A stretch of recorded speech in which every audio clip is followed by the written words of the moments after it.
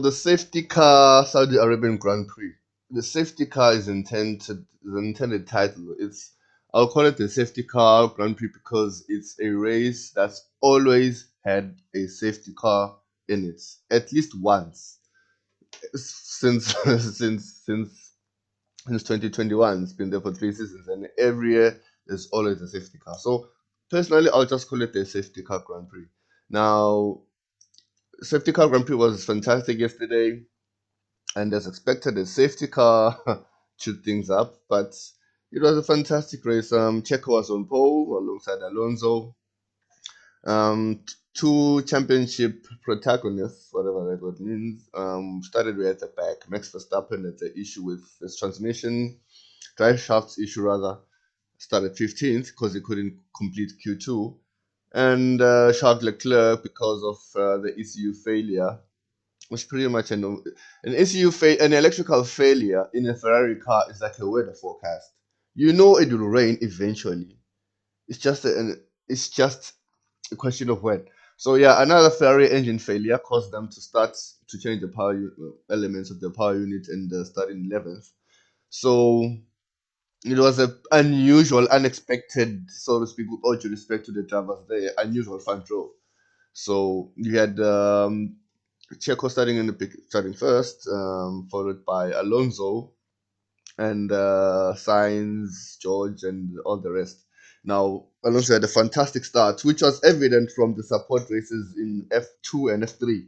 The driver starting on the second position, grid position, had the inside line going into the first corner. So, yeah, Lewis Alonso took the lead, and Checo dutifully passed him 2 laps later and led till the end. It was a fluentest drive from Checo. Brilliant drive. For me, it's best drive ever, especially after Max got back to second. Yes, he got back to second. We'll talk about Max later. But yeah, a fantastic drive, kept the gap. I mean, Max couldn't eat into that lead. So, yeah, adios. Good job, Checo. And this is the kind of performance Checo needs to stay in that seat. Because as much as Daniel loves smiling, you can pretty sure the honey badger is just itching for a chance to drive that car. So performance like these keep Checo in that seat. As long as it delivers, in a race is expected to win when Max isn't there and stay ahead and just give the team a difficult choice, not an easy choice.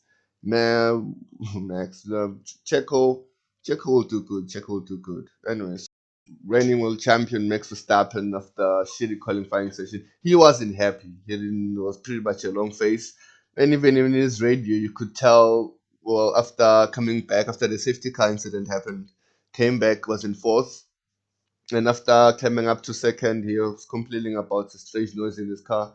Even after Christian and the team reassured him that everything was okay, you could just tell Max wasn't okay mentally. That drive shaft, because if I remember correctly, there was strange downshift noises during towards the end of the Bahrain Grand Prix, and now having had the similar issue affect him during qualifying. He was pretty much on tenterhooks mentally during the weekend, but super dry from 15th, 22nd. And yeah, another Red Bull 1-2 drive. And then came Fernando Alonso, who was brilliant once more. I mean, what more can you say about this guy other than. So Alonso was just, you know, if this you could pretty much throw everything at this guy, and I probably never once heard him throw his head down in say Charles Leclerc fashion. Because I mean, at first he had the 5 second penalty at the start of the race for overshooting his grid position. Then, when serving that penalty in the pit stop, the mechanics touched the car before he could finish serving the time, which was 5 seconds, meaning the pit stop crew could not or was not allowed to touch the car before the initial 5 seconds elapsed. Then they could worship the car. Anyway, here's a video to help you understand things better.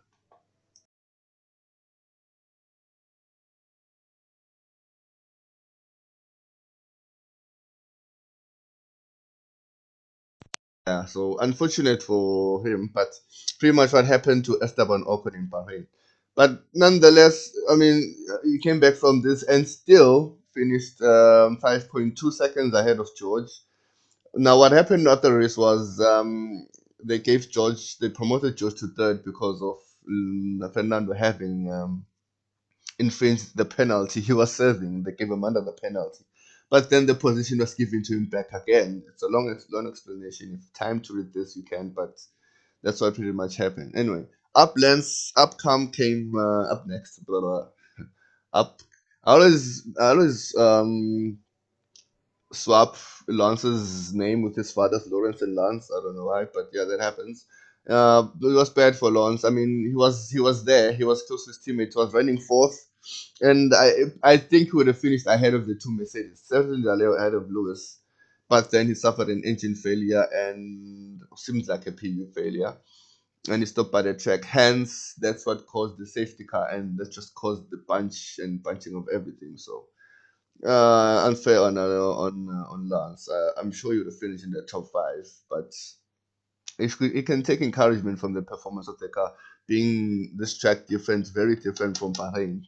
So yeah, another good weekend for Aston Martin. George Russell ran a fantastic weekend for Mercedes. Now, when you say about fantastic weekend for Mercedes and you're talking about a fourth, which could have been a fifth and sixth had Lance not retired, in my view, and the Ferrari went shit. Yeah, it was a good weekend for George in particular. The Mercedes coped quite well in race pace. I thought they'd be further behind, but the race pace seems okay, certainly in George's hands. Lewis wasn't so happy. Lewis was the only driver to start on the hards, and when you switch to the medium tire in the middle of after the safety car, yeah, it was faster initially, but it wasn't the touch to finish the race. It was pretty much opposites with everyone else, except for the famous team I know. Anyway, yeah, Lewis complained about setup choices he made. He went opposite of George's, but yeah, not a good weekend for Mercedes in my view.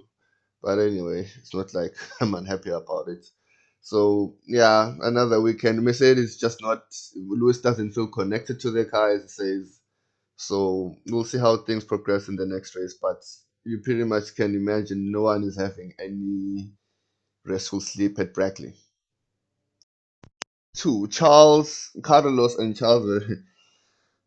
It's like Ferrari always finds something for us to talk about. If it's not something during in the background, it has something to do with the car. Now they were all talking about sandbagging and the whole. I mean, after Friday practice, Charles pretty much came out on record saying there was a whole lot of power we had to see from the Ferrari new power units. Ferrari had more speed. Will definitely have a lot in the back. And I did not see any of that on Sunday. If anything, they couldn't even keep up with the Mercedes. They could barely keep up with the Mercedes. Carlos was pretty much in Noah's land, and Charles charged up. I don't know why they started him on the soft tire, to be honest. But I'm pretty tired of stressing about salary strategies at this point. Still a long season to come, and there's plenty of time for that. But Charles, yeah, I mean, he had good performance and he was actually getting a good life out of that soft tire before the pit stop. So he pretty much stopped close to the medium running tires. But after that, and even after the safety car, when the cars are bunched up, he pretty much stayed there. The Ferraris just didn't move. They Carlos finished 4 seconds behind Lewis, who was on slower tires towards the end, him being on the medium. It's like they've just gone backwards. And they even, I mean, I don't know what to say about Ferrari anymore. It's like they always find something. Ferrari is still a brilliant team, but it seems like the team that needs other teams to triple on themselves for Ferrari to win. There was just no way. They give us these promises, and it's like, no, we've got a lot of power, new power units. There's a whole lot of speed in the car, and then come qualifying in the race. I mean, qualifying was good. I mean, Charles would have qualified second, but race pace, there's just nowhere, and it's not a track of which has had tire degradation, minimum tire degradation. Hence, there's a one stopper during the race. But I mean, Ferrari is just I don't know, man. I don't know, guys. it's just one issue after another in the team, and the only thing it does is just give added pressure on the drivers, especially Charles. I mean, at the beginning of the race, Carlos could barely even keep up with Lance Stroll. That's just how slow the car was. Behind them came the two Alpines. I'm sure Alpine had a fantastic weekend in terms of results. They're happy with that after the issues with one of their drivers in Bahrain. Yeah, they had a good weekend. Renault qualified both cars in the top 10, and they ran comfortably. I mean, they were pretty much ahead of the chasing pack. They didn't bother fighting Max or Charles. I mean, they just focused on their own race, and I think Alpine would be pretty satisfied. I mean, the only teams ahead of them are the all Grand Prix winners except for Aston Martin. But in terms of performance and building from this point onwards, I think Alpine can be satisfied. Great race by both drivers, who I think are equal. So nothing much. Good points delivery, and I think they'll be satisfied. Magnussen finished well, first of the Hasses. Yeah, mixed weekend. I think they'll be disappointed with how Hulkenberg would be disappointed with qualifying the top 10 and finishing outside of the points. Yeah, so weekend for Haas. I mean, I think they'll be great about their one lap pace. I'm slightly concerned about the race pace, the long runs. I think they're behind Williams. Sorry. They're behind Williams for me, I think. Right there and thereabouts. So yeah, another weekend, and they scored a well, yeah, they scored a point. So can't say no to that. But yeah, well, I think they just want to focus on the long race pace. Otherwise, one lap pace is good to best their earn points for qualifying. But then, yeah, we'll see how they do in Australia. Yeah, I actually forgot about the Alpha Taurus this weekend. I don't know. I can't exactly pinpoint of what to expect from Alpha Tauri. I know what to expect from the drivers, but I mean, Fantost came out on Friday, who's their team principal, and said he doesn't even trust his own engineers anymore because I just you think, I mean, being in the same building. I mean, obviously, I'm not saying it's the same car, but come on, you're literally in the same building as Red Bull, but it doesn't seem like there's any correlation between the cars. Yeah, I mean, I just don't know what to say about AlphaTauri. They didn't score points. Yeah, they're fighting in amongst there, but I, I just feel with the leaving of Gasly, I don't think they would just have one hand tied to their back in terms of Yuki. Yuki is a good driver. He has his good weekends, but I don't think he's at the level of being a driver who can lead a team and score consistently or consistently outperform their teammate. In fact, I just think Nick De Vries will take over the team, who's also a rookie, unfortunately. So it just leaves AlphaTauri in no man's land for me. Yeah, watered down alcohol. What else can I say? But yeah, that's AlphaTauri for you.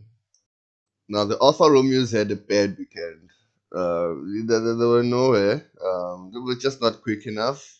It was pretty tight, honestly, between 12th and 16th.